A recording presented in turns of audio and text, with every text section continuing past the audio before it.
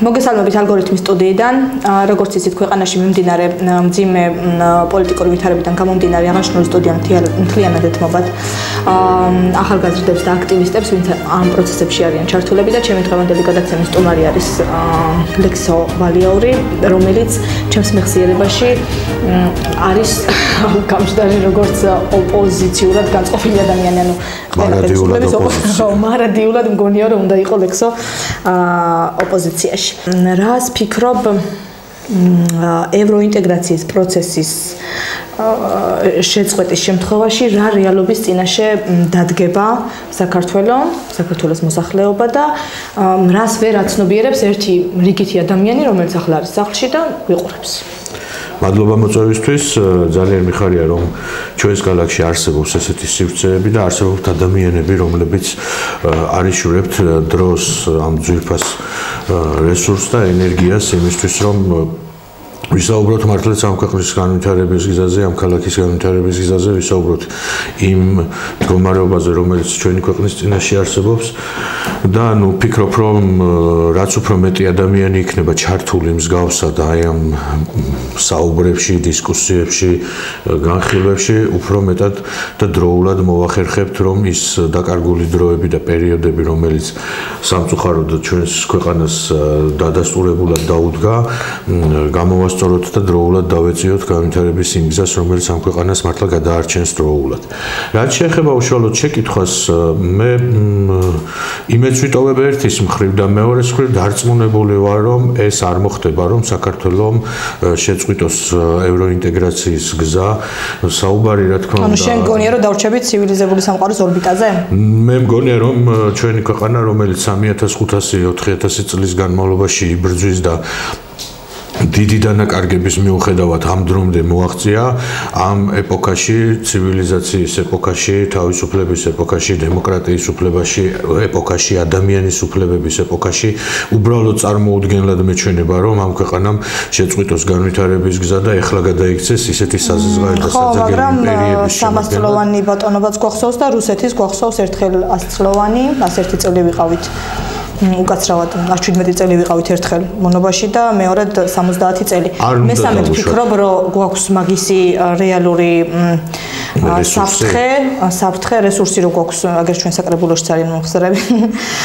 საფრთხე თუ არსებობს რეალურად, ანუ აი ადამიანები მნიშვნელოვანია მეტიც, ანუ საფრთხე იმდენად რთული არის და იმდენად აი დროში რამდენად მოახლოებული გგონია საბოლოოდ რუსული დიქტატურის გაფორმება და ევროპული ორბიტიდან გამოსვლა. რეალურად მოდი ესე ვთქვათ, ანუ პირველი ისევ დაუბრუნდები იმ საკითხს, რომ ამ ქვეყანამ განვითარება ბევრჯერ შეფერხდა ამ ქვეყნის განვითარება, მაგრამ ბრძოლის, შრომის და უმნიშვნელოვანესი ისტორიული პერსონების დამსახურებით მაინც მოახერხა, რომ დღეს ჩვენ ცხოვრობთ თავისუფალ დამოუკიდებელ საქართველოში. ჩვენ დღეს ვინც ვართ ცოცხლები და წარმოვადგენთ ამ ქვეყანას, ყველა ვართ ბედნიერი თაობა, ბედნიერი ადამიანები იმ თვალსაზრისით, რომ ჩვენ მოვესწარით ამ ქვეყნის იმ მდგომარეობას, რომელზეც ოცნებობდნენ საუკუნეების, აი როგორც ამბობდი, ადამიანები, მოქალაქეები, ჩვენი ძვირფასი წინაპრები ოცნებობდნენ და ჩვენ მოვესწარით იმას, რომ საქართველოს არა მხოლოდ თავისუფალი გახდა, არამედ მსოფლიოში ყველაზე პერსპექტიული, ყველაზე ძლიერი ალიანსების წევრობის ამბიციის უნარი შეგვწევს და ჩვენ ჯერ კიდევ არ შეგვიწყვეტია ბრძოლა იმისთვის, რომ აი ამ ძლიერი ალიანსების წევრები გავხდეთ, როგორც არის დასავლური სტრუქტურები, ნატო, ევროკავშირი და ასე შემდეგ, ხო, მსოფლიო საერთაშორისო ორგანიზაცია, ჯანდაცვის ორგანიზაციები, გაერო და ასე შემდეგ, ანუ ბევრი ისეთი სტრუქტურა, რომელზეც ჩვენი წინაპრები უბრალოდ ოცნებაშიც კი შეიძლება ვერ გაებედათ, რომ ეოცნებათ და ოცნების გულისთვისაც კი შეიძლება დაეხვიდათ, ჩვენთვის ხელშესახებია. ამიტომ ერთის მხრივ ჩვენი პასუხისმგებლობის საკითხია ყველაზე მნიშვნელოვნად ის, რომ ჩვენ არ შევაწყვეტინოთ ამ ქვეყანას განვითარების გზა და მეორეს მხრივ მე როგორც მოქალაქეს მგონია, რომ უბრალოდ წარმოუდგენლად მეჩვენება იმის მიუხედავად, რომ ბრძოლა გაცილებით სხვა მეთოდებითა და სხვა ტაქტიკებით მიმდინარეობს დღეს თავისუფლებისა და დამოუკიდებლობის წინააღმდეგ, მაინც მგონია, რომ ქართულ სახელმწიფოს აქვს იმისი უნარი და ქართულ საზოგადოებაში არსებობს ისეთი ადამიანები, ისეთი კონკრეტული ლიდერები, რომლებსაც აქვთ იმისი უნარი და აქვთ იმისი ძალა და შესწევთ უნარი, რომ ამ ქვეყნის გარუსება, ამ ქვეყნის კიდევ ერთხელ გასაბჭოება, კიდევ ერთხელ ჩაყლაპვა და ბოლოტების იმპერიაში ჩაფლობა არ დავუშვათ, არ დაუშვან და ნუ არ მინდა წარმოვიდგინო ის სცენარი, რაზეც საუბრობდით, რომ საქართველოს თუ გადაუხევს ევროინტეგრაციის გზას, მაშინ რა მოხდება? ნუ რაც მოხდებოდა, რაც უკვე მომხდარი არის წინა საუკუნეში, ისევ ის მოხდება ღმერთმა არქნას, მაგრამ თუ თქვა და ესეთი საშინელი სცენარით განვითარდა, ის მოხდება რაც მანამდე, ანუ იმ ადამიანებს, ვისაც განსხვავებული აზრი ქონდა, როდესმე რა თქმა უნდა ძველებური მეთოდები აღარ არსებობს და ვერ დახრიტავენ, მაგრამ ჩვენ ხედავთ რუსეთში როგორ ამოალპეს ციხეებში, კი, არ არის გამოსარიცხი, როგორ ამოალპეს ციხეებში, როგორ მოკლეს საკუთარი ქვეყნის ერთ-ერთი ყველაზე პოპულარული ლიდერი, მაგალითად ნავალნის საქმე, რამდენი ესეთი სხვა ნაკლებად ცნობილი ლიდერები ამოალპეს ციხეებში და მოკლეს, როგორ აწამეს, როგორ დაკარგეს, როგორ ქრებიან. მოსწავლეები ჩასვა რუსეთმა ახლა ციხეში ორი მოსწავლე. კი, და კლავენ არო, პირდაპირ კლავენ არო. ჩეჩნეთის მაგალითი გვახსოვს ხო, სულ რაღაც 10 დღის შემთხვევაა ხო, ახალგაზრდა ბიჭი რომელიც მოედანზე მკვდარი დააგდეს და ნუ აი ეს სცენარი არის საქართველოსთვის, ანუ რუსეთი არასოდეს კარგს არ გაიმეტებს საქართველოსთვის, ეს ყველამ კარგად ვიცით, ისტორიული ფაქტები და მაგალითები ამის უამრავი არსებობს და ამას აჩვენებს, რომ ჩვენთვის მათ კარგი არ უნდათ და თუ ქართული სახელმწიფო, ქართული სამოქალაქო საზოგადოება დაუშვებს კიდევ ერთხელ გარუსებას, იქნება ის რაც მანამდე იყო, იქნება სიღატაკე, იქნება გაჭირვება, იქნება ყველანაირი მონობა, რა თქმა უნდა, ამ ეპოქაში მოვესწარით და მოუკიდებელი საქართველოს ეპოქაში მოვესწარით იმას, რომ გელაც გვანგრევენ თავზე, საყდრისი აგვიფეთქეს, უამრავი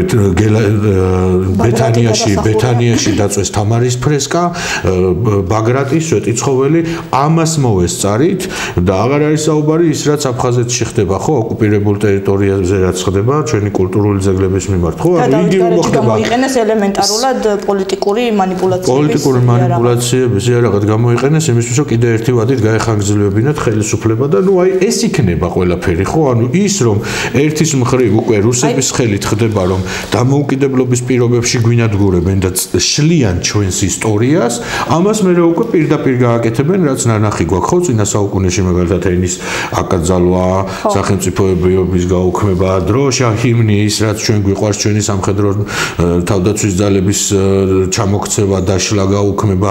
როდესაც საუბრობენ ახლა მაგალითად თეო შენც ბევრჯერ გისაუბრი ამ თემაზე და მეც მინდა რომ აი ამ ეთერში შევეხოთ, ხო, როდესაც საუბრობენ მშვიდობისა და რაღაცა პროპაგანდას აწყობენ ქართული ოცნების წარმომადგენლები, თითქოს ესენი მშვიდობის ხელისუფლება არიან და მათი მთავარი პრინციპი ის არის, რომ მშვიდობისკენ იბრძვიან. საქართველოს გარუსების პირველივე ეტაპზე გინტური ყვარაცხელია. ნუ უამრავი ადამიანი და ამ წუთშიც 20-მდე ადამიანი გატაცებული არის, დატყვევებული არის ამ წუთშიც, მათი მშვიდობის მსხვერპლები, მაგრამ ამ წუთშიც დატყვევებულები არიან და ღმერთმა არაქნას, მაგრამ კაცმა არ იცის რა ბედში არიან ის დატყვევებულები, რომლებიც ოკუპირებულ ტერიტორიებზე ყავთ იმ რეჟიმებს მოტაცებული და დატყვევებულები და ღმერთმა ქნას რომ ჯანმრთელები და ცოცხლები დაბრუნდნენ, მაგრამ არავის სიცოცხლე გარანტირებული არ არის ასეთი ხელისუფლებების პირობებში, როგორც ჩვენ ყავს და ყველაზე დიდი საფრთხე გარუსების შემთხვევაში არის ის, რომ საქართველოს თავდაცვის ძალებს, რომლებსაც დღესაც დუმილის პირობებში ვხედავთ და თავდაცვის ძალებიდან გაცილებით მეტი მოლოდინი გვაქვს მოქალაქეებს, აი ამ თავდაცვის ძალებს მოუწევთ მერე უკრაინის საწინააღმდეგო ბრძოლებში წასვლა და ის მშვიდობა, რომელსაც ახლა ჩვენ გვაყვედრიან, ჰაერში დარჩება პირველივე დღეს, როდესაც საქართველოს საბოლოოდ გარუსდება და ღმერთმა არქნას ეს. ძალიან კარგი აქცენტი გააკეთე, მე ბევრჯერ მithქვამს ზუსტად ეგ ლექსო, რომ ღმერთმა უკნას ადამიანებო, ჩვენ რომ ბრძოლა შევწყვიტოთ, თქვენ თავდაცვიდან, თქვენ შსს-დან, თქვენ გდდ-დან, პირველ რიგში ესენი წავლენ ომში უკრაინის წინააღმდეგ. ხართ და იქნებიან ჩვეულებრივი ღმერთმა არქნას ფრონტზე და ეგ რესურსი ქართველებს გვაქვს დახარჯული ეგრედ წოდებულ სამამულო ომში, 600,000 ადამიანი. დადასტურებულად 300,000 არის მკვდარი და მეორე ნაწილი 600,000-დან არის უყვალოდ დაკარგული. ანუ საფლავები არ აქვთ ადამიანებს. აი ბევრ სოფელში რომ შევალთ და მონუმენტები რო გვხვდება და ჩვენ და სამარცხვინოდ ამ მონუმენტებს რესტავრაციას რომ უკეთებენ ახლა დემონტაჟის ნაცვლად, ზუსტად აი ეგ საზარბაზნე ხორცად გაწირული ადამიანები არიან გამოტანილები და კი ჩემი ლექსოს და სხვა ადამიანების მსგავსმა აქტივისტებმა რომ შევწყვიტოთ ბრძოლა და გაგატანოთ ევროკავშირის ორბიტიდან გასატანად რუსულ ორბიტაზე საქართველო თქვენ იქნებით ეგ საზარბაზნე ხორცი რეალურად თორემ მე რუსი იარაღს არასდროს არ მანდობს თავის გვერდით რომ დამაყენოს არასდროს არ მგონია ლექსოსანდონ იარაღი რუსებმა თავიანთ გვერდში დასადგომა თქვენ განდობენ ჩვენ ერთ დავჭირდებით გაწვრთნილი ჯარი რომელიც საქართველოსია ისინი სამწუხაროდ მაგრამ ეგენი იქნებიან პირველი ვინც იქ გაიგზავნება მაგრამ ღმერთმა არქნას ეგ არ მოხდება დარწმუნებული ვარ არ დავუშვებთ ჩვენ საქართველოს გარუსებას და დარწმუნებული ვარ დარდაშვებაში თვითონ გვიშლიან ხელს თავდაცვის ძალებშიც მე მაქვს მოლოდინი და მე პირადად ვისაც ვიცნობ თავდაცვის ძალებში ძალიან ბევრი ადამიანს ვამჩნევ რომ ისინი დგანან სწორ პოზიციაზე უბრალოდ ალბათ არ არის იმისი მომენტი როცა მათ უნდა რაღაცა გარკვეული ტიპის თავისი პოზიცია დააფიქსირონ. სულ რომ ქართული ოცნების შედეგებზე დაყრდნობით ვიმსჯელოთ. გაყალბებული შედეგებით რომ დაიწერეს 52 თუ 53%, ანუ მეორე ნაწილი საზოგადოების ხომ არის ოპოზიციურად განწყობილი და ოპოზიციურად განწყობილი ადამიანები, რა თქმა უნდა არიან პროდასავლურად განწყობილები, იმიტომ რომ უნდათ ქვეყანა იყოს განვითარებული, ღირსეული ჯანდაცვა ქონდეთ, ანაზღაურება, პენსია, საბანკო პროცენტი ქონდეთ, ნორმალური ადამიანებო, ცხოვრების საშუალება რომ დაგჭეთ კიდევ, ხო? 45% კი არა, მაგრამ შენ მაინც იცი როგორი უნდა იყოს საბანკო სისტემა, ხო თეორიულად. ყველა მომხმარებელმა იცის და სამწუხაროდ ისეთ სისტემაში ვართ, აი ლამის ყველას რომ გვაქვს ვალდებულებები. ეს კაბალური პროცენტები უნდა შეგვიცვალოს ზუსტად ევროინტეგრაციის პროცესმა და სხვა ბევრი სიკეთე უნდა მოიტანოს. ნუ რაც შეეხება კონკრეტული ადამიანების რეკრუტირებას ესეთ ჯგუფებში, თეო რუსულ ოცნებაში როგორ ხდებიან ადამიანები, ხდებიან რამდენიმე მიმართულებით არის. ძირითადი ამ ეთერშიც დარწმუნებული ვარ ბევრი ისაუბრებ და ამ საკითხებზე, მაგრამ ადამიანების მოთვინიერება, რეკრუტირება, ვერბოვკა, სხვადასხვა ტერმინები რო გამოვიყენოთ, ხდება სხვადასხვა მეთოდებით. ერთ-ერთი ძირითადი რაც არის ყველაზე გავრცელებული, რაც ქართულ რეალობაში ყველაზე მეტი პროცენტი რასაც უჭირავს, არის ეკონომიკური პერსპექტივები, რომელსაც საბჭოური წარსული ქმნის ისევ, ანუ საქართველოში ჩვენ ვიცნობთ მოქალაქეებს, ვიცნობთ საბჭოთა კავშირის დროს ისეთ ადამიანებს, რომლებიც მსოფლიო ჩემპიონები რომ გახდებოდნენ, მერე ჩამოდიოდნენ და რეგიონისა და რაიონის პოლიციის უფროსებად ინიშნებოდნენ, ან პროკურორები ხდებოდნენ, ან რაღაცა მსგავს სამსახურებში იწყებდნენ მუშაობას, ან რაიკავშირებში და ცეკაში და რაღაცეებში იწყებდნენ მუშაობას, იმიტომ რომ მეტი ქონება მოეხვეჭათ და დაეთრიათ და ეს არის ერთ-ერთი მთავარი, რითიც ხდება ადამიანების მსგავსად. ანუ პეტრიაშვილი ხინჩეგაშვილის კორპუსებს სავარაუდოდ ვივარაუდოთ, რომ სხვა უფრო მძიმე შემთხვევები არ არსებობს ამ პერსონების მიმართ, უბრალოდ მათი ეკონომიკური პერსპექტივების შექმნის ფარგლებში მოხდა ის, რომ დაინტერესდნენ და იქ იმ სამარცხვინო ჯგუფის წევრები არიან დღესდღეობით. მოდი ესე წარმოვიდგინოთ. მეორე ვერსია არის, მეორე კატეგორია ადამიანებისა, რომლებიც ასევე მსუყე ჯგუფი არის, პირადი ცხოვრების თემებით, რომელსაც ყველა ადამიანს აქვს რაღაცა ერთი ჩონჩხი დამალული კარადაში, რომლის გამომზეურებაც არ სიამოვნებს და ესეთ პირადი ცხოვრების თემატიკების ხელში ჩაგდებით საბჭოთა კავშირის დროიდან მოყოლებული რუსეთი ერთ-ერთ ძირითად საშუალებას იყენებს ამას, რომ ადამიანებს აკონტროლებს და მერე აკეთებინებს ზოგიერთი ნებისმიერი მოსამართლე რომ ავიღოთ ამ ვითარებაში, რომელსაც ერთხელ მაინც მიუღია უსამართლო გადაწყვეტილება და დარწმუნებული ვარ, რომ ესენი უმრავლესობა არიან ესე. ერთხელ არის საკმარისი და შემდეგ ვეღარ გადახვალ. მესამე აი ზუსტად ამ თემას შევეხეთ, რომ გათხრა ადამიანისა ზოგიერთი თავის დაუნებურად ეხება შარში, რომ ან თვითონ ჩადის რაღაცა კრიმინალურ შემთხვევას, ან მისი ოჯახის ახლო წევრი ზოგიერთის შვილს მოსდის ავარია და ციხისთვის არის განწერული და ის რომ თავისი ოჯახის წევრები დაიხსნან ამის ფარგლებში იღებენ უკვე მერე სამარცხვინო და მონურ გადაწყვეტილებებს. ეს არის და არის კიდევ ერთი რთული კატეგორია, რომელიც რელიგიური პროპაგანდისტული და რელიგიური ფანატიკოსების მეშვეობით გამოიყენება. ეს უფრო პროპაგანდაზე დაფუძნებული ჯგუფებია. და რომლებიც მეტად ლავირებენ ერთი ხელისუფლებიდან ქართულ ოცნებაში ფაქტობრივად ყველა ესეთი ადამიანი არის სამწუხარო ახლა აი დარწმუნებული ვარ რომ მოусმინონ ამათ ჩვენს გადაცემას და თავის თავში რო ჩაიხედონ ხო ყველა თვითონვე მიხვდებიან და სამწუხაროდ ხმამაღლა არავინ არ იტყვის მაგრამ დამეთანხმებიან იმაში რომ რა უბედურებაც სჭირთ ეს არის ჩვენი პირით არის ახლა მატერიალობა ნათქვამი და ნუ რა უნდა გავაკეთოთ ჩვენ იმ მცირე ჯგუფმა რომელიც აი ესე არასოდეს არ უშინდებით არაფრის თქმას უნდა მოვახერხოთ რომ ყველა ერთად გავათავისუფლოთ ანუ როცა რეჟიმი დაინგრევა როცა საბჭოთა კავშირი საბოლოოდ გავა მე ამ პროცესს ვეძახი საქართველოს საბჭოთა კავშირიდან საბოლოო გამოსვლას აი უკვე წლების განმავლობაში ვამბობ რომ საქართველო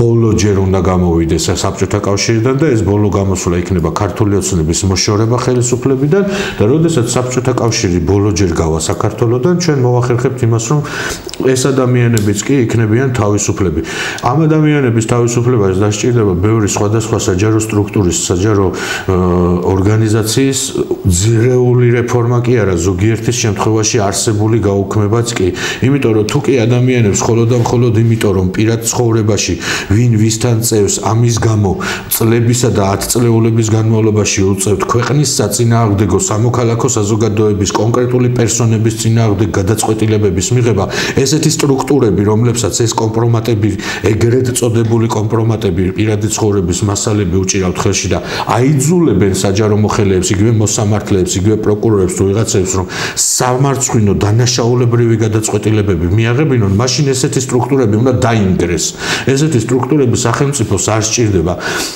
კონტრდაზვერვა, დაზვერვა, სპეციალური საგამოძიებო სამსახურები, რომლებიც უსაფრთხოებაზეა ორიენტირებული სახელმწიფო უსაფრთხოების მიმართულებებზე უნდა იყოს, ხო? ესენი არ არიან ის სამსახურები, რომლებიც უნდა შენს პირად ცხოვრებაზე აწყობდნენ და მოსამართლეს არ უნდა დაგდევდნენ, რომელ აბაზანაში რანაირად ბანაობ და იმას არ უნდა გიღებდნენ. და შემდგომ ამითი ვიღაც ახალგაზრდა 20 წლის გულანთებულ პატრიოტებს ციხეში არ უნდა გასმევინებდნენ. ეს არის ლოგიკა. და ჩვენ უნდა მოვახერხოთ რომ ძირეული რეფორმა მოხდეს. მავნე პრაქტიკები გაგვაჩნია ამ ქვეყანას, როდესაც ვცდილობდით არსებული რეჟიმების შეცვლის მერე არსებული სტრუქტურების შეცვლას, მაგრამ სამწუხაროდ ქართული ოცნების პირობებში მივიღეთ ის რომ უფრო გამსხვილდა, უფრო მასშტაბური გახდა, უფრო მეტი ინსტრუმენტები და რესურსები ჩაუვარდათ ხელში, უფრო მეტი წინაპირობები საკანონმდებლო ბაზის თვალსაზრისით და სამართლებრივი რეგულაციების თვალსაზრისით და აღმოჩნდა რომ არსებული რაღაცა ხარვეზების გამოსწორების ნაცვლად, რომელზეც სხვადასხვა ეტაპებზე ჰქონდა ბრძოლა და შრომა და ომი, მივიღეთ მონსტრი სტრუქტურები, რომლებიც დღეს მონობაში აცხოვრებს პირველ რიგში თავისივე მხარდამჭერებს. ის მხარდამჭერები, რომელზეც ხშირად ვსაუბრობთ მე და შენ და ჩვენ მეგობრები, რომ დღე და ღამე აზიარებენ პოსტებს, ხო? 150 პოსტს რო გააზიარებ ადამიანი დღის განმავლობაში, ესე იგი მე საერთოდ აღარაფერს არ აკეთებ. უბრალოდ 150 პოსტის წაკითხვა, გააზრება, ანალიზი და იმისი მერე გაზიარება იმისთვის, რომ შენმა საზოგადოებამ ნახოს, ხო, აი, წარმოიდგინე, ხო, აღაც კითხულობენ, ხვდები, ანუ ტიპები რა დონეზე ყავთ დამონებული, ხო? და ეს არის ყველაზე დიდი ტრაგედია, ანუ ყველა ვინც დღეს საჯარო თანამდებობის პირია, ყველა არის მიბმული სპეციალური უსაფრთხოების სამსახურზე, სუსზე, ეგრეთ წოდებულზე, კიდე სხვა სტრუქტურებზე, რომელიც არ ჩანს. მე ვარაუდობ, რომ თვითონ ბიძინა ივანიშვილს აქვს თავისი კონკრეტული რაღაცა ჯგუფი, რომელიც კიდე ცალკე მუშაობს ადამიანების დავერბოკება და რეკრუტირებაზე. არ გამოურიცხოთ, რომ საქართველოში არსებობდეს კონკრეტული სტრუქტურები, რომლებიც არის რუსეთიდან მართული და პირდაპირ რუსული FSB-ს წარმომადგენლობების მიერ ხდებოდეს ჩვენი საჯარო თანამდებობის პირების დავერბოკება, დათრევა, იმიტომ რომ სხვადასხვა ეტაპზე ჩვენ ვხედავთ რუსულ ტერმინებში ვერ მოგდეო, მაგრამ არა. ხო, სხვადასხვა ეტაპზე ჩვენ ვხედავთ ადამიანებს, რომლებიც სხვადასხვა ეტაპზე იყვნენ რაღაცა პატრიოტული განწყობებისები, რაღაცა ისე, მაგრამ აღმოჩნდა, რომ სინამდვილეში არიან ამ ქვეყნის მოღალატეები, მტრები და დღეს დგანან პოზიციებში პოზიციებზე, რომელიც ამ ქვეყნის ინტერესების რადიკალურად საწინააღმდეგო მიმართულებას ითვალისწინებს, ხო? მე ვფიქრობ, რომ საქართველოში ქართულმა ოცნებამ ბიძინა ივანიშვილმა მისცა შესაძლებლობა რუსულ სპეცსამსახურებს იმდენად დიდად მისცა შესაძლებლობა, რომ საქართველოში მოქმედებენ რუსული სპეცსამსახურები, რომლებსაც ბიძინა ივანიშვილი არის თავიდან ბოლომდე რუსული სპეცსამსახურების პროექტი მანდედან დავიწყოთ. აი შენი მონოლოგიდან გამოვალ კითხვით, რომ ამათ უფრო დიდი მონსტრი შექმნეს და ამ მონსტრს უფრო დიდი რესურსები აქვს ჩაგდებული ხელში. რომელსაც აძლიერებენ ნაბიჯ აი სამართლებრივი აი იმ რესურსზე, რომელიც მოდიოდა კი ბატონო დასავლეთიდან გრანტების, დაფინანსებების, დახმარებების სახით და აი ამ გრანტების 80% ხვდებოდა ზუსტად რუსული ოცნების ხელში. აღნიშნული გრანტებით გარემონტდა სკოლები, აღნიშნული გრანტებით აშენდა საბავშვო ბაღები, აღნიშნული გრანტებით დაფინანსდა აწარმოეს საქართველოს ფარგლებში არაერთი მეწარმე და განსაკუთრებით მეწარმე ქალები და ასეთი ქალები ჩვენ გორშიც არაერთი ყავს და ჩვენს რაიონში, იმიტომ რომ განსაკუთრებული აქცენტები დევნილ ქალებზე კეთდებოდა. ასეთი გრანტებით დაფინანსდა არაერთი ჯანდაცვის პროგრამა, ხო, ჰეპატიტი ავიღოთ, ნარკოდამოკიდებულებს მეტადონის პროგრამა ავიღოთ. მთავრობაზე იყო ასევე გადაცემული თავდაცვის ძალების გაძლიერება და ტრენინგება, მასწავლებლების დატრენინგება, ხო, რომ ელემენტარული ჯოხი გადაეგდოთ ხელიდან და ბავშვები ჯოხით არ დაემორჩილებინათ. აი ეს მთელი რესურსები რაც ადამიანებს უნდა გამოსდგომოდა და ნაწილი მართლაც მოვიდა ადამიანებამდე, მოიტანეს, განსაკვირია, მაგრამ მოიტანეს. ეხა ამბობენ, რომ არის deep state-ის სამსახურში, არის რაღაცა ბინძური თვითონაც განკარგავენ. დღესაც კი განკარგავენ ამ ფულებს. და აი ამ რესურსზე მინდა გაკითხო, როგორ ფიქრობ, უნდა მისულიყო თუ არა ეს თანხები ხელისუფლებამდე თუ ჯობდა რომ მართლა არასამთავრობო სექტორს ქონოდა იმათ ენაწილებინათ ადამიანებამდე და უფრო კარგ შედეგებს დადებდა ვიდრე იქ სადაც ირიცხებოდა და დღესაც ირიცხება სამწუხაროდ. ისევ იქიდან ამოვალ თეო, მადლობა, მეც მიხარია რომ ესეთი კითხვით შემოხვედი ჩემთან. ხო, ანუ აი ქუჩაში რა მე რაზმაძე გამოიწვია, ხა ეს კითხვა რო გაგიშალო, ანუ წავიდეთ. მეორე სკოლასთან მივიდეთ, მე-9-სთან მივიდეთ, მე-12 სკოლას რო გავუვლით იქ მაცხოვრებელი. მოვინიშნე მე-11 სკოლა, იმიტომ რომ ჩემი სკოლა, ჩემო ბანშია და როდესაც საუბრობდით აი რაღაცა თანხებზე, რომელიც ხელისუფლების გავლით. და თურმე ბინძური ფული არის. ხო, თურმე ბინძური ფულია. აი ესეთ შემთხვევებში რა ხდება, ხო? მოდი დავიწყოთ საუბარი იქიდან, რომ აი რაზეც საუბრობდით, ხო, რომ ჩვენ რეკრუტირება და რაღაცა ადამიანები ხელისუფლებას ყავს ქართული ოცნების რეჟიმს, მოდი არც მინდა ხელისუფლება დაუძახო ხოლმე, ამათ იმიტომ რომ უკვე დიდი ხანი ესენი 2016 წლიდან ესენი უკვე არიან რეჟიმი, რომელსაც მე კატეგორიულად ვცდილობ ყოველთვის რეჟიმად მოიხსენიო 2016 წლის შემდეგ, იმიტომ რომ პირველი აი ეს ბჭყალები, რუსული ბჭყალები, ყველაზე შესამჩნევი მაინც 2016 წელს გახდა, მაგრამ ნუ მაგას შევეშვათ. მთავარი ამბავი არის ის, რომ ამ ხალხმა, რომლის ძალაუფლებაც დგას კომპრომატებზე და ადამიანების მოსყიდვაზე, ხო? აი ამ ორ ძირითად მიმართულებაზე, ერთი რომ ადამიანების კომპრომატირება და შემდგომში და კომპრომატება და ამათი გამოყენება როგორც მართლობის ერთ-ერთ ჭანჭიკად და მექანიზმად და მეორე რომ ადამიანების მოსყიდვა იქნებიან ესენი საჯარო მოხელეები თუ სხვადასხვა პიროვნებები, ხო?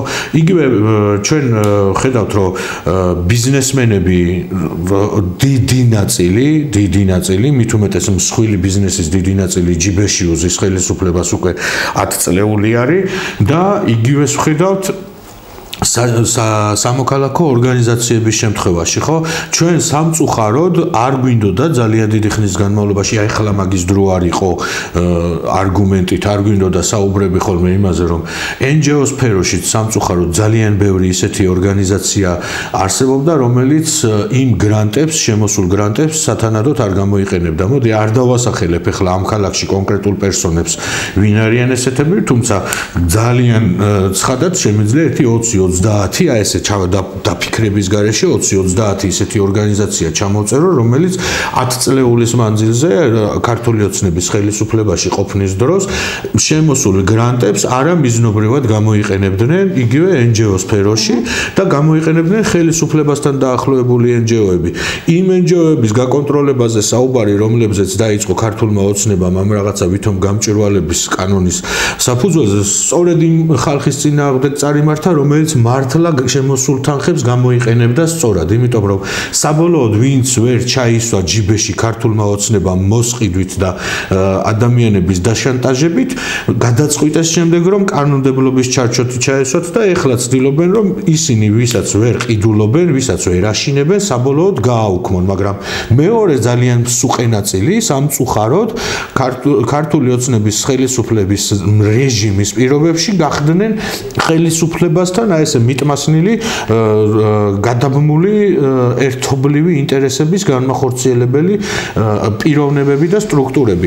ამას ვხედავდით ჩვენ გარკვეულ ეტაპზე და მეორე საკითხი არის უშუალოდ სერვისების მიმწოდებელი ორგანიზაციების საქმიანობა, ანუ როდესაც აუთსორსინგი ქვია რაღაცა ეს ტერმინოლოგიის დონეზე, როდესაც რაღაცა საქმიანობა, რომელიც უნდა განხორციელდეს, გამოდის გარეთ, ხელისუფლების გარეთ ქვია გამოსვლა, როდესაც ანუ მარტო საჯარო სტრუქტურა, მაგალითად მუნიციპალიტეტის მერია ან საკრებულო კი არ განახორციელებს, არამედ მასთან შეთანხმებაში მოსული არასამწარმოო, არაკომერციული იურიდიული პირი ან რომელიმე ფონდი განახორციელებს კონკრეტულ საქმიანობას.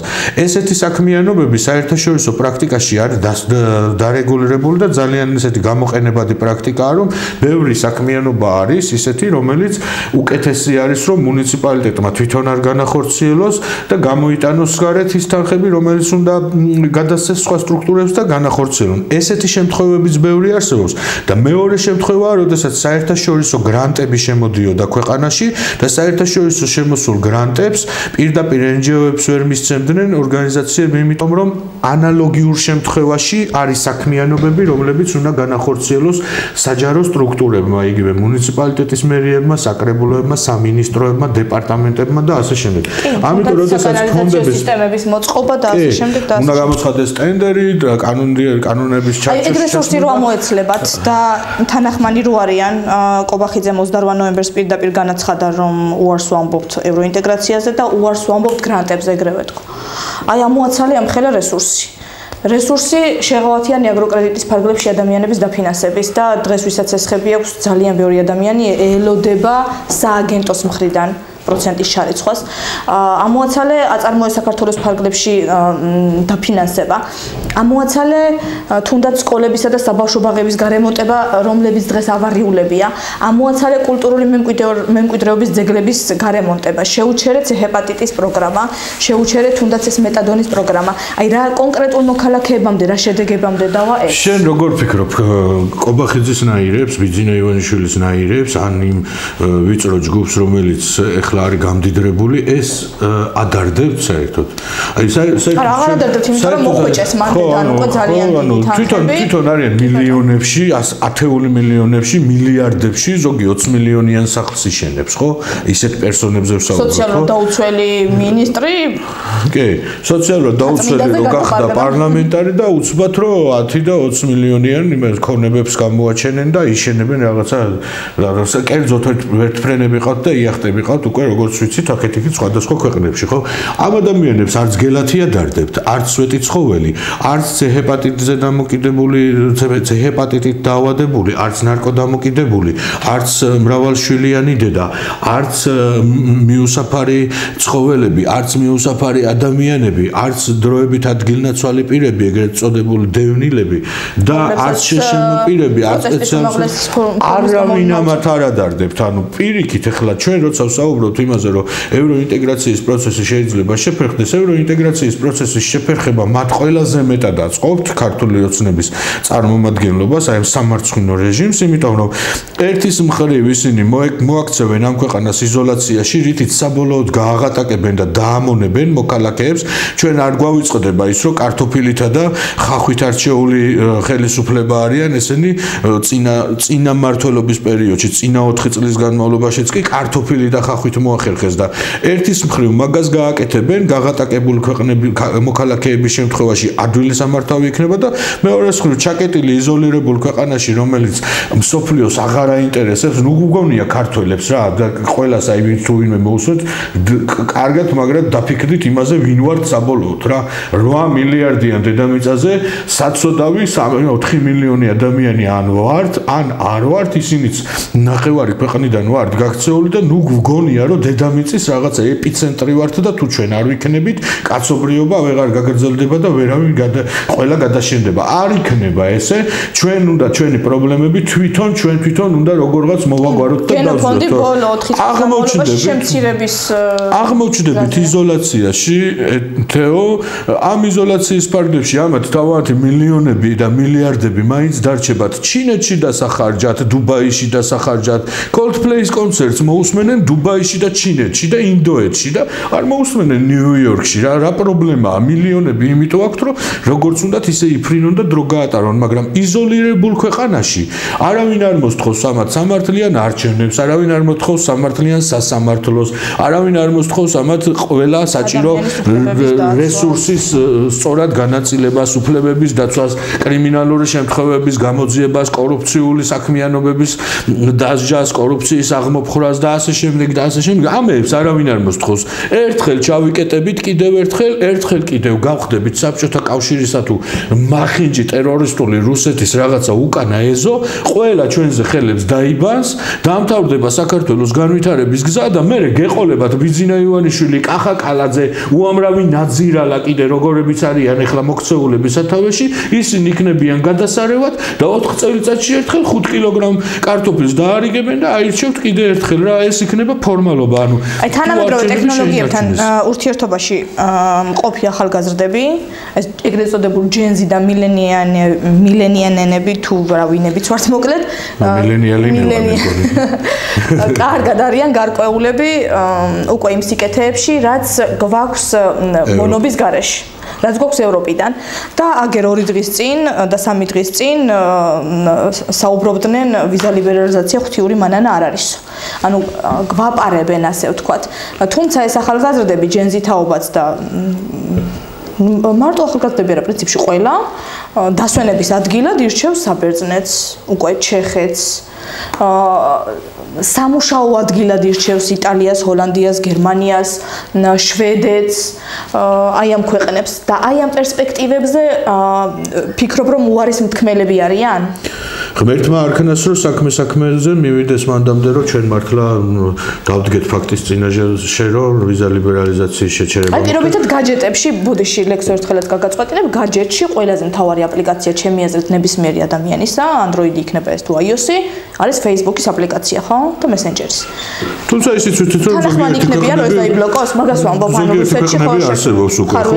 კი ბატონო, კორეაში არ აქვს, ჩრდილოეთში. ანუ შენ ფიქრობ რომ ქართული საზოგადოება მზად არის მაგისთვის რომ უარი თქვას? ქართული საზოგადოება არის შემგუებელი საზოგადოება, რომელიც სამწუხაროდ აი გაგაწყვეტინებოდი სიხდი. ქართული საზოგადოება სამწუხაროდ არის რაღაცა ნაწილი, რომელიც არის შემგუებელი საზოგადოება, სწორედ ეს საზოგადოება, რომელიც პროპაგანდის მოწყვლად ჯგუფად შეიძლება განვიხილოთ, რომლებიც ხედან შეცქერიან რაღაცა სამარცხვინო ტელევიზიებსა და სამარცხვინო საინფორმაციო არხებით ხელმძღვანელობენ.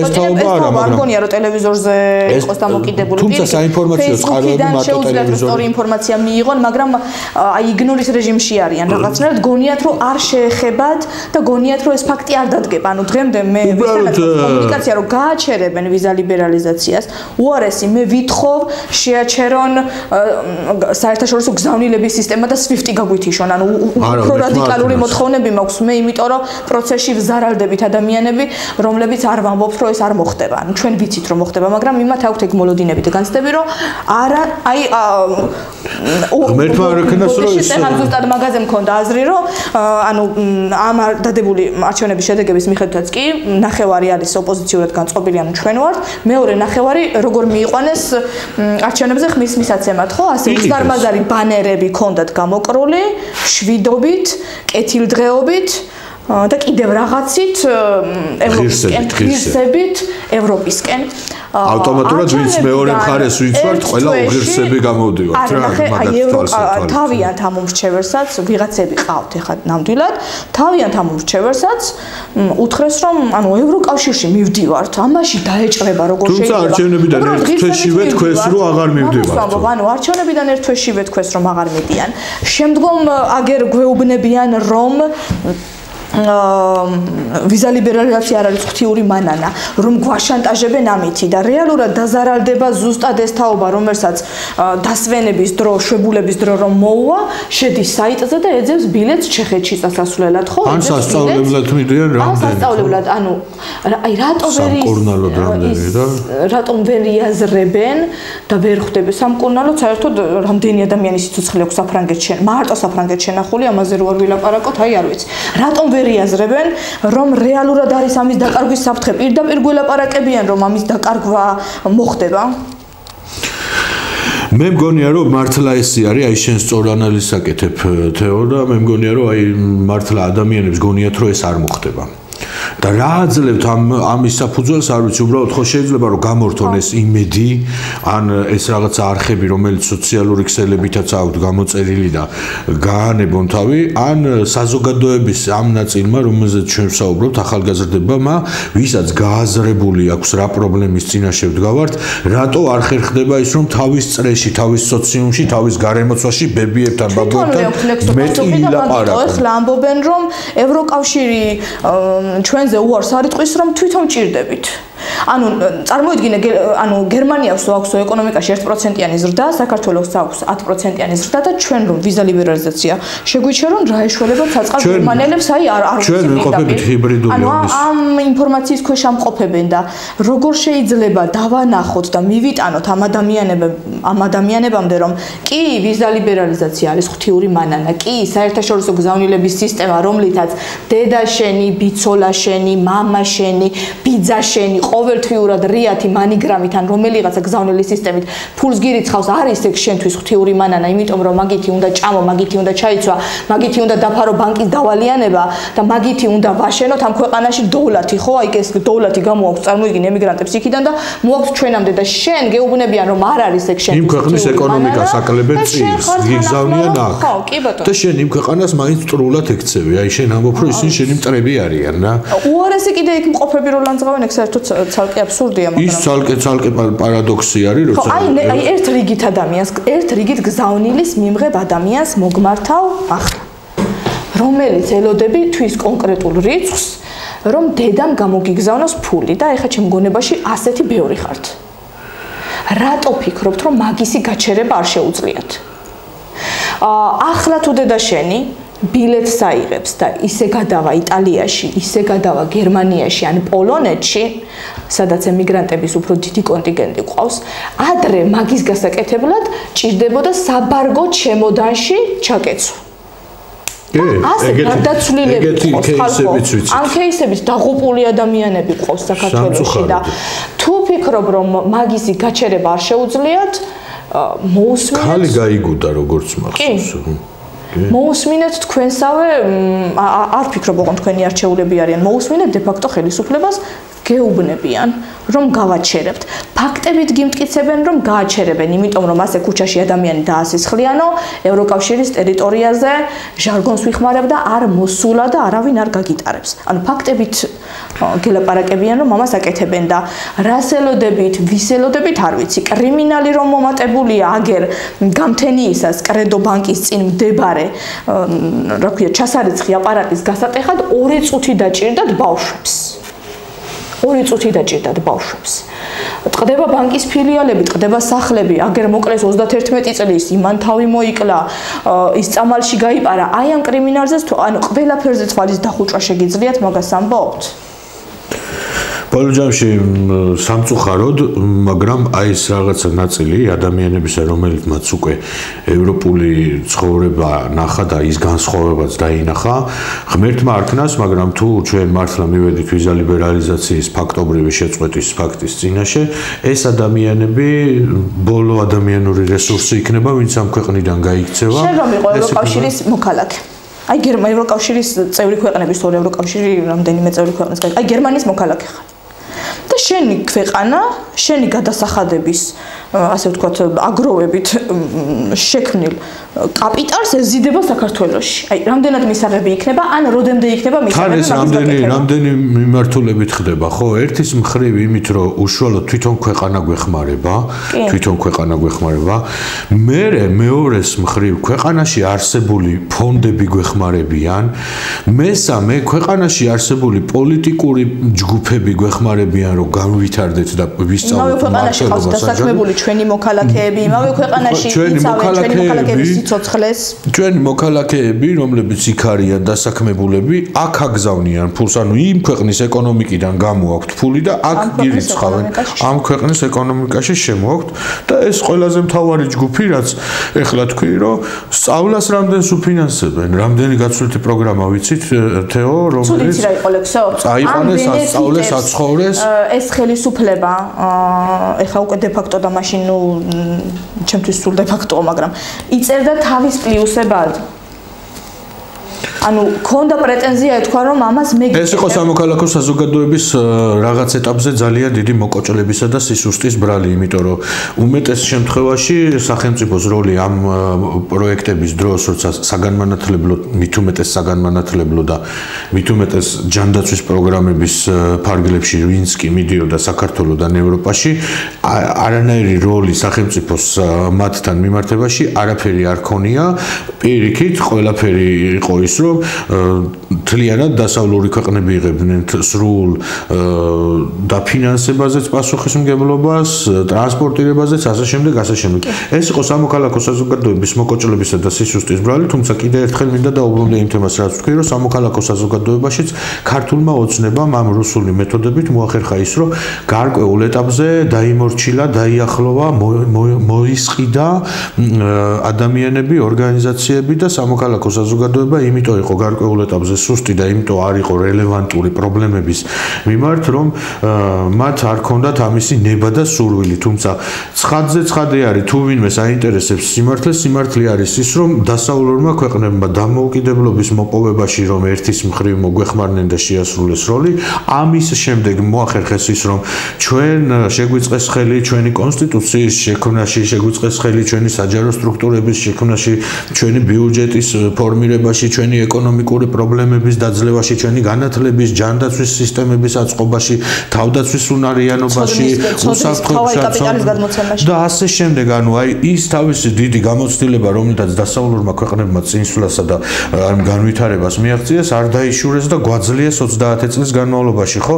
და დღეს ჩვენ ხედავთ, რომ ყავს რეჟიმი, რომელსაც უნდა რომ ეს ყველა სიკეთე ჩაკეტოს, ფაქტობრივად დგავართ კიდეც ამისი რეალური საფრთხის წინაშე. რეალურად ჩვენ ვსაუბრობთ დიქტატურაზე, რომელიც თითქოს გვინდა თქვათ ისე, რომ არ დამყარებულა საქართველოში.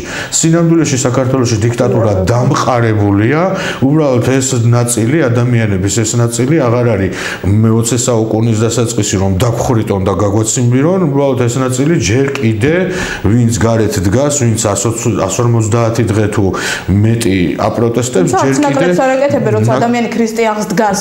ქრისტიანს დგას და გიორგი ანწოხელიძე უკვდავია, მაგის გამო აკავებენ, აი ნუ რაღაცია საუბარი, მაგრამ ნუ ჯერჯერობით დახვრეტილები რადგან არ არიან, იმის ნიშანია, რომ მე-20 საუკუნეში არ ვართ, თორე სინამდვილეში ჩვენ უკვე დიქტატურაში ვცხოვრობთ, ყველა საკანონმდებლო ნორმების გათვალისწინებით, რომლებიც არის ამ ქვეყანაში თუნდაც ბოლო არსებული რეჟიმის პირობებში მიღებული.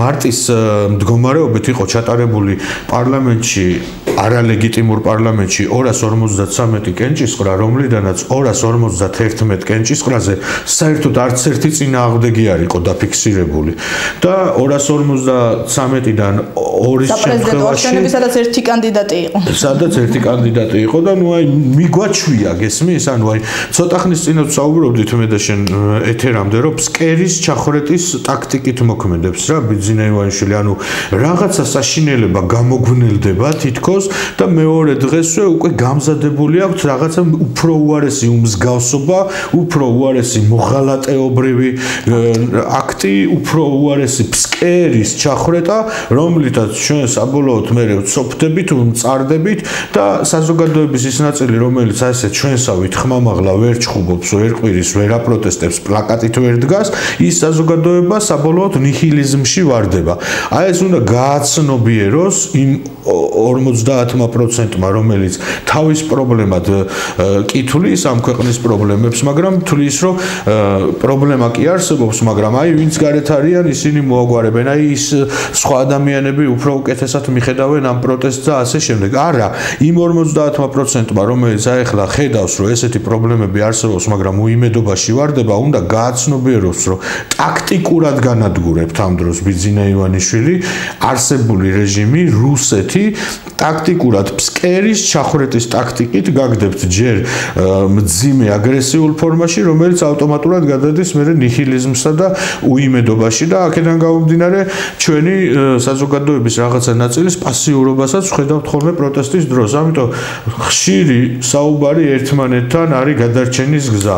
ეხლა საქართველოს ჩაკეტვა და იზოლაციაში ჩავარდნა არის ამ ქვეყნის საბოლოო დასასრული თუ არ არის მინიმუმ 1 საუკუნე 50 წელი მაინც აღარაფერი აღარ შეიცვლება, იმიტომ რომ დასავლეთიც რომ მოიხედოს ისევ შენსკენ და იგივე ვიზა ლიბერალიზაცია თუ როდესმე შეწყდა ვიზა ლიბერალიზაციის შეწყვეტიდან მეორე დღესვე რომ ნება გაჩნდეს ვიზა ლიბერალიზაციის აღდგენისა ტექნიკურად არის იმდენად ბევრი პროცედურა რომ 10-12 წელიწადი დასჭირდება ისევ აღდგენის პროცესს და თუ დღეს მოხდება ის რომ საქართველოს დაკარგავს ვიზა ლიბერალიზაციას, დაკარგავს ასოცირების ხელშეკრულებას, დაკარგავს კანდიდატის სტატუსს, ჩაიხსნება SWIFT-დან და საბანკო სერვისებიდან, ხო?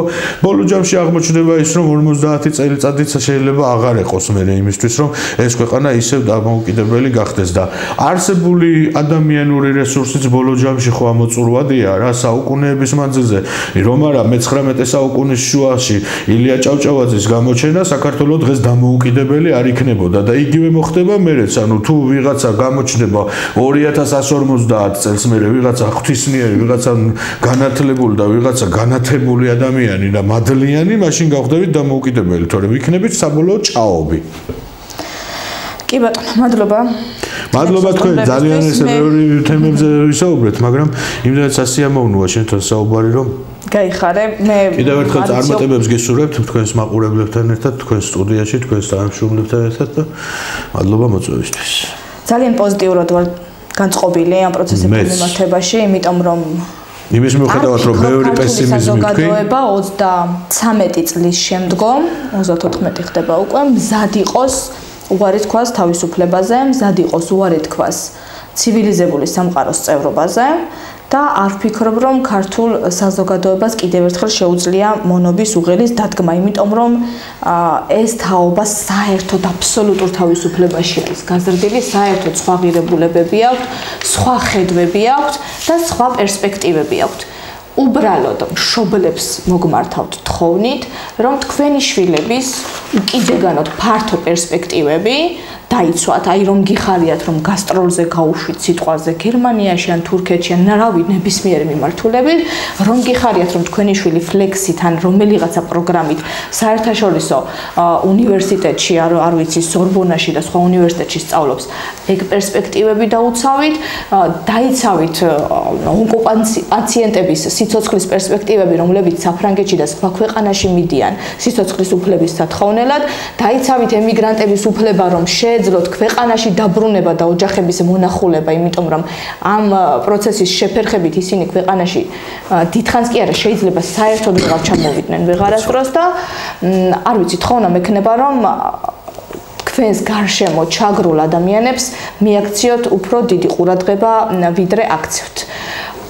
სულ ახლახანს იყო აღდგომის ბრწყინვალე დღესასწაული, ქრისტეს ჯვარცმა იყო რეალურად ბრძოლის და შეუპოვრობის მაგალითი, რომ რაღაცა იდეის რომ გჯერა, იმ იდეისთვის ბოლომდე უნდა იყო ბრძოლისთვის მზად, ეგეთი იდეა ქონდა გიორგი ანწუხელიძეს, ეგეთი იდეის გამო გილანძღავენ და გინცირებენ გიორგი ანწუხელიძეს და მე არ მგონია რომ ეგ იდეა თქვენს თავშიც არ იყოს. იდეა არის თავისუფალი და დამოუკიდებელი საქართველო.